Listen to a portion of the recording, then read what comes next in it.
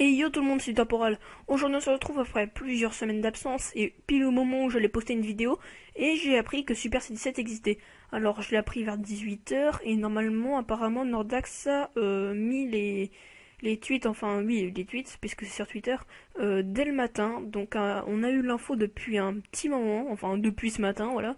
Comme je viens de le dire, j'aime bien me répéter, ça m'arrive souvent et puis j'ai du mal à parler un peu quand je suis en vidéo, je pense que que vous devez le savoir. Et donc là, on se retrouve donc sur le Twitter de ce Farm Nordax qui donne énormément d'infos à chaque nouvel event ou nouveau truc, enfin bref. Donc là, on va voir énormément de choses et on va surtout parler du Super C17. Donc tous les Dokkan là, moi ça va pas m'intéresser, même si j'avoue extrêmement aimer Bojack. Je l'adore Bojack sous sa forme un peu Hulk. Et je suis très content qu'il ait un Dokkan. Le Sangohan, attends, il va avoir un Gohan, il va avoir un Dokkan le Sangohan. Ok, bon faut voir ce que ça donne, mais bon, il y a comme déjà eu pas mal de Sangohan et CJ2. Elle, alors je ne sais plus comment elle s'appelle, mais c'est une des serveuses, ouais, une serveuse du coup de Bojack. Et si elle a un Dokkan, enfin, normalement c'est un SR qu'on a beaucoup de fois, et si elle a un Dokkan, c'est peut-être pas mal, sachant que les cartes en ce moment sont de plus en plus puissantes. Donc si elle doit avoir un Dokkan, c'est qui doit être utile. Et ici, évidemment, un C17 et une C18 qui auront leur Dokkan. Ça paraît évident parce que enfin, ça va être surtout porté sur les cyborgs, la nouvelle mise à jour. Et donc, comme je l'ai dit, j'ai appris à 18 h cette nouvelle information car il y avait, quand je me connectais, il y avait le C17 des enfers et le C17 normal. Et donc je suis allée voir sur Twitter tout de suite, et puis j'ai vu qu'il y avait déjà quelques vidéos sur YouTube, ça me dégoûte, j'aurais bien voulu être dans les premiers, mais je pense que c'est pas dégueu que je suis dans les premiers et qu'on va voir absolument ça tout de suite parce que ça me passionne, j'adore le Super C17. Alors déjà, avant toute chose, je pense que je vous l'aurais peut-être mis en vidéo comme ça, mais là on peut vraiment bien voir l'attaque SP. Alors là je la regarde, je pense que je vous la mettrai en vidéo sur mon plus gros. Je vais déjà vous montrer l'attaque SP de ce Super C17 qui est vraiment belle. Enfin, surtout la fin. Moi, c'est surtout que la fin, je kiffe. Donc là, on voit une espèce d'aura autour du Super C17. Il envoie sa fameuse orbe qui est plutôt similaire à celle qu'avait envoyée Super C13, il me semble. Donc ça, c'est l'attaque qu'il a utilisée pour tuer le docteur, enfin, ou le professeur. Pas Mi... Non, c'est pas Miyu. C'est... Je sais plus comment il s'appelle. Je vais pas mentir, je sais plus comment il s'appelle, enfin bref. Et donc, comme vous l'aurez remarqué... Oh la vache, le son il était fort, je sais pas si vous l'avez entendu, mais moi je l'ai bien entendu. Donc, regardez. Là, il y a vraiment une très belle explosion juste à la fin. Ça, je kiffe ce moment-là. Mais par contre, les autres moments, je ne les trouve pas extraordinaires. Voilà, c'est une belle attaque spéciale, mais sans plus. Donc ici, il y a 3 C17. Le Super C17, le C17 normal, et le C17 des enfers qui est ici. Et on va voir ça tout de suite. Donc ici, on peut voir les images de ce fameux Super C17 que je kiffe, hein, je leur dis, mais franchement j'adore. On peut voir déjà ses stats, donc HP c'est vraiment bon, attaque c'est vraiment bon, et défense un peu au-dessus du végétaux, donc de là être tanky, ça serait exagéré, mais il a une bonne défense. Et on peut voir surtout son coût, la vache, il coûte super cher. Et donc je pense que vous l'aurez deviné, il est de type AG enfin. Et d'un côté, est-ce que moi j'étais pas sûr en fait qu'il soit de type AJ, moi je pensais plus qu'il soit de type puissance, car ayant maté la saga Super C17, moi je l'aurais plus imaginé de type puissance. D'ailleurs, vous la verrez lors de la prochaine vidéo. Mystère, petit spoiler, mais pas trop non plus. Et comme je suis pas très à l'aise dans cette vidéo. Et comme vous l'aurez remarqué, on peut déjà voir les stats ici. Donc là, il y a l'image en entier ici, il y a les stats. Alors, je sais pas pourquoi il y en a deux comme ça ici. Non, je sais pas, c'est étrange. Et pourquoi il y en a carrément trois en fait ici. Mais ici on peut voir ici, que ça doit être lié à l'arbre, je pense, ou à l'attaque SP. Je ne sais pas, je crois que ça doit être lié à l'attaque SP, en tout cas je n'ai jamais vu cette interface. Donc ici on peut voir le design du Super C17 qui est vachement beau quand même. Alors je l'aurais pas imaginé Agi, je l'aurais plutôt imaginé puissance. Mais c'est vrai qu'en Agi ça lui va bien. Surtout que les LR, enfin, ouais, C17 et C18 LR, ils sont de type Agi, donc c'est normal qu'ils reçoivent un renfort de Super C17 en quelque sorte. Et non, pourquoi pas le Super C17 qui a absorbé C18 dans Dragon Ball Heroes, hein. Écoutez, qui serait donc de lui un super god tier. Bon, faut pas exagérer, mais bref. Donc si j'ai dit que il n'y a pas de super god tier Agi, c'est que forcément lui, c'est un extrême god tier agi. Donc on peut voir ici Ki plus 3, attaque, défense et HP plus 120%, donc ça c'est très bon, très très bon même, pour les personnages de type extrême agi. Ki plus 1, attaque, défense, HP plus 50% pour les personnages de type super agi seulement, et encore c'est déjà pas mal.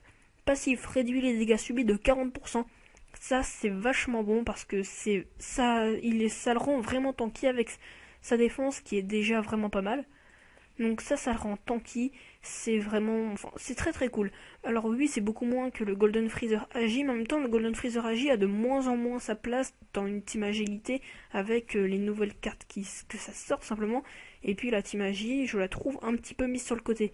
Et cette carte-là va vraiment relancer la team Agi, et ça m'étonnerait pas que du coup il n'y a plus de Freezer, de Golden Freezer, et qu'on mette à la place double Super C17. Donc il attaque plus 30% à chaque fois qu'il est attaqué. Alors ça les amis, ça vous le verrez aussi dans la vidéo de demain. Mais en gros, je vais vous expliquer, dans la vidéo de demain, j'avais imaginé 3 potentielles futures unités, et donc dedans il y avait Super C17. Et moi j'avais imaginé attaque plus 20% à chaque dégât reçu, à chaque fois que lui-même reçoit des dégâts. Et moi j'avais imaginé 20%, parce qu'il me semblait que déjà 30% c'était trop. Je sais pas si vous pouvez imaginer, mais à chaque dégât qu'il reçoit, 30%, mais lors des longs tours du genre, comme l'event Super Saiyan 4, on a vu son attaque SP, 30%, c'est quand même énorme. Mais ils ont mis une limite, max plus 120%. Donc il y a au maximum plus 120% d'attaque, et ça c'est très bien qu'ils aient mis une limite. Comme ça, en se faisant attaquer 4 fois, sa puissance est au maximum. Attaque spéciale inflige des dégâts immenses, on n'attendait pas moins, c'est plutôt normal pour un god tier ou même un super ou extrême god tier. Réduit grandement la défense de l'ennemi, ça c'est très cool aussi. Alors il me semble pas qu'il y ait de C17 ou de C18 pardon, qui diminue grandement la défense, mais en tout cas ça c'est très cool parce que grandement réduire la défense de l'ennemi ou grandement réduire l'attaque de l'ennemi, à partir du moment où c'est grandement, c'est vraiment un super malus pour l'adversaire. Et un super bonus pour nous donc. Et en plus en dégâts immenses, ça c'est vraiment vraiment cool. En lien on a plutôt du lourd puisqu'on a Cyborg, défense plus 1000%. Alors j'ai vu une vidéo de Fitsadri, lui il avait dit Assaut Cyborg, alors je sais pas pourquoi. Peur et désespoir, donc ça je connais à peu près, en anglais c'est Fear and Face, enfin un truc dans le genre, désolé pour mon accent anglais médiocre. Qui plus 2, ça c'est très cool. Fusion, ça aussi je lui avais mis le lien fusion. Enfin, moi j'avais mis guerrier fusionné parce qu'il me semble qu'en anglais c'est Fused Fighter, voilà. Et donc qui plus 2, ok, ça c'est très cool aussi. Cauchemar, attaque plus 10%. Ça je sais plus si je l'avais mis, mais c'est très cool aussi. GT qui plus 2, ça je l'avais mis, c'est voilà quoi, c'est la base. Vitesse époustouflante, je l'avais mis comme quoi, et il y a pas mal de trucs que j'avais mis pour mon Super C17, que vous verrez normalement la vidéo. Demain, j'essaierai de la mettre, mais vous étonnez. À mon avis, elle sortira dans les 3 prochains jours, voilà. Donc, vitesse époustouflante, c'est très cool. Et combat acharné, attaque plus 15%. Ça le rend vraiment, vraiment génial. Donc, de quoi penser de ce Super C17 là? Alors, c'est pas le plus fort des god tiers, des super god tiers ou des extrêmes god tiers, tout ce que vous voulez, qui est sorti. Loin de là, c'est même l'un des plus faibles. Mais c'est peut-être l'un des plus pratiques, voilà. Pourquoi? Parce que son passif réduit les dégâts subis de 40%. Je sais pas si vous avez imaginé, mais quand même 40% c'est très cool. C'est un peu presque... Non, je crois que le super végétaux, lui, c'est 70% qui bloque. Mais 40% avec sa défense, qui est de base vraiment pas mal, ça le rend bien tanky. Attaque plus 30%, ça le rend cogneur. Donc attaque plus 120% au maximum, avec déjà les patates qu'il fout, quand même. Attaque... ou pardon pour le bruit, je sais pas si vous avez entendu ça. Mais attaque plus 10 500, et ça c'est vraiment... Oups, pardon, petit bug, désolé. Donc je disais que attaque plus 120%, c'est vraiment bien, et que dégâts subis de moins 40%, c'est avec la défense qu'il a. Alors l'image sort carrément du cadrage que je fais, donc je pense que je mettrai l'image en vidéo. Oui, je parle déjà du montage alors qu'on est en pleine vidéo. Et donc je disais qu'avec l'attaque qu'il a, 10 500, qui est loin d'être dégueu, et donc 10 500 plus 120%, ça va être vraiment cool. Et certains demandent aussi du coup c'est quoi la goutte d'eau qui est ici, juste ici. Alors apparemment ce sont de nouveaux symboles qui seront sur toutes les attaques spé si je ne me trompe pas. Et ça définit si l'attaque spéciale est de type physique ou de type Kikoa. car oui, alors je vais vous parler tout de suite de son event du coup, hein, petite transition. Son event fait qu'en fait, alors voici l'affiche, voilà, l'affiche de l'event de Super C17 en boss. Ici on peut voir, alors voilà, que les Kikoa ne lui font rien, mais que les attaques physiques lui font des dégâts. En fait les attaques, enfin les Kikoa, il me semble même que ça le guérit. Alors difficulté Zedard et Super 2, Super 2 c'est au moins la base, parce que Super C17 c'est quand même un des persos les plus puissants, enfin c'est quand même un perso, un cyborg qui a dominé le SSJ4, et ça c'est vraiment pas rien. Pour moi, il aurait peut-être même... Bon, Super 3, non. Super 3, c'est peut-être exagéré. Mais Super 2, c'est un minimum. Donc, tous les personnages, C18, C18 du futur, et le LR, C17 et C18, feront des dégâts supplémentaires à Super C17. Donc, on ne sait pas si ça sera grâce à un lien, mais en tout cas, c'est sûr, ils feront des attaques supplémentaires. Et ça, c'est plutôt cool, même s'il n'y a pas donc de C17 et C18, enfin C18 plutôt là dans ce cas-là, qui vraiment bien, qui inflige qui peut infliger pardon, de gros dégâts à ce Super C17. Mais bon, c'est déjà ça. N'empêche, le LR C17 et C18, maintenant que j'y pense, je connais pas vraiment ces dégâts, mais étant un LR, je pense que c'est qu'il doit envoyer du lourd. Et s'il inflige des dégâts supplémentaires, c'est à mon avis très intéressant de le placer. Et voilà. Donc le Super C17, que dans l'event, dans le boss, hein, Super C17 c'est pas l'unité, c'est le boss là de l'event. Super C17 possède deux habilités. Donc il y a deux barrières en gros. La phase barrière, les dégâts que vous lui infligerez sont réduits grandement. Donc voilà, vous lui infligerez vraiment peu de dégâts, donc c'est pour ça qu'il est peut-être utile d'avoir le LR C17 et C18. Il y a une chose qui diminuera à chaque fois que vous lui infligerez une attaque spé basée sur le ki. Comme par exemple le Kamehameha, donc c'est ce que je vous avais dit, tout ça qu'une goutte d'eau, c'est jugé comme étant un Kikoa. Quand la jauge atteint 0, il rentre en phase d'absorption. Et cette phase d'absorption, qui est donc comme une sorte de bouclier, mais quand même bien meilleure, en gros il absorbe toutes les attaques spé à base de ki, à base d'énergie donc, comme le Kamehameha toujours, et ça le soigne. Et donc, quand vous faites des attaques spé à ce Super C17 et que vous ne savez pas qu'il les absorbe pour se soigner, croyez-moi que ça peut être super chiant. En surprise, une première fois, ça doit être très très chiant. Quelqu'un qui n'a pas... Je plains l'homme qui n'aura pas cette info et qui fera l'event. Une fois que sa phase d'absorption sera détruite, il entrera à nouveau en phase barrière. Donc chaque phase a en gros... Enfin, la phase absorption a une limite de temps et au bout d'un moment, il repasse en phase barrière. Le truc un peu mal fait à mon avis, c'est que cet effet aurait dû être réduit de moitié à mon avis pour les SSJ4, car le Vegeta SSJ4 agit du coup, il n'a plus grand intérêt, enfin si, toujours parce que c'est reste un très gros cogneur. Mais il serait dû rajouter, puisque je connais bien donc la saga Super C17, et à mon avis il y en a pas mal qui l'ont regardé aussi. Et Goku SSJ4 envoie un super, mais enfin voilà, le Kamehameha x10 contre Super C17 et il a beaucoup de mal à l'absorber. Donc à mon avis, ils auraient pu tirer cette scène-là pour rajouter un effet à l'event, mais j'avoue que c'est déjà plutôt compliqué et qu'il y a déjà pas mal de trucs. Donc même si c'est pas super réaliste au niveau tout simplement du scénario, ça s'en approche quand même vraiment grandement et ça rajoute du suspense, enfin du challenge pour n'importe qui, même ceux qui réussissent le Super 3 là, non celui-là, ils auront sûrement du mal. Alors le fight c'est simple. Le premier round, on combat, alors Agitech, Int et Hand, je ne sais pas ce que ça veut dire. Clairement, je ne sais pas ce que ça veut dire. Je sais pas si on affronte du coup des C17, des C18, voilà, par que Agi, Int, Tech et Hand, moi, je suis désolé, mais ça m'aide pas. Deuxième round, Agi et Int, donc là ça se pourrait que ce soit C17 et C18 du coup, enfin, ou les deux C17, non, ça sera les deux C17, là je suis sûr, parce qu'on verra les cartes ensuite, parce que là je vous ai presque dit que le Super C17, je vous ferai dire. Et donc Agi et Int, ce sont les C17, C17 de l'enfer et C17 normal. Et le troisième round, on combat que le Super C17. Et qui sera disponible évidemment à la difficulté Zedard ou difficulté Super 2. Donc pour le C17 normal, qui a plutôt un design ouais stylé, mais là on le voit pas vraiment, il est tout petit, c'est chelou. Mais bref, il a un design stylé, vraiment. Pour un C17, franchement, avoir un design comme ça, j'avoue, ça le glorifie le C17 en fait, et ça c'est vraiment pas mal. On va voir que ses capacités... Dokkan Battle est en train de mourir et il nous fout des God tier partout, que ce soit des mini God tier ou pas, c'est n'importe quoi.